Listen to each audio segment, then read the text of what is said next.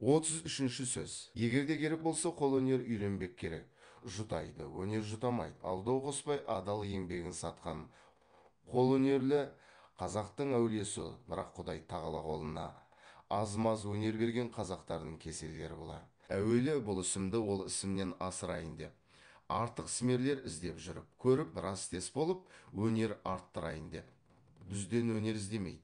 Осы қолындағы аз мұзына мақтанып, осы да болады деп баяғы қазақтың талапсыздығына тартып жатып алады. Екінші, ерінбей істей беру керек қой. Бір екі қара тапса, бөге алған кісімсіп, маған жоқ па дегендей қылып. Еріншектік, саудау салғырттыққа, кербездікке салынады. Үшінші, адархансың ғой, өнерлісің ғой, шырағым немесе ағеке, нең кетеді, осы ғанамды істеп бер дегенде, маған да біреу жалынарлыққа жеткен екенмін деп мақтанып кетіп пайда салдауға, тілге алданып өзінің уақытын өткізеді. Төртінші, тамыршылдау келеді.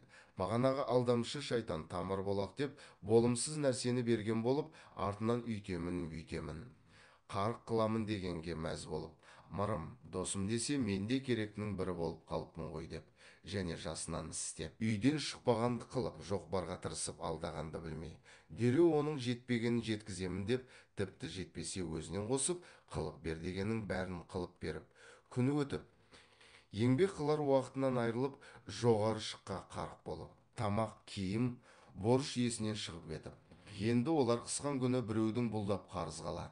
Оны қылып берейін, мұны қылып берейін деп, сонменен табыс құра алмай, борыш асып, дауға айналып, адамшылықтан айырылып, қор болып кетеді. Осы несі екен? Қазақтың баласының өзі алдағыш бола тұрып, және өзі біреуге алдатқыш болатұғыны қалай?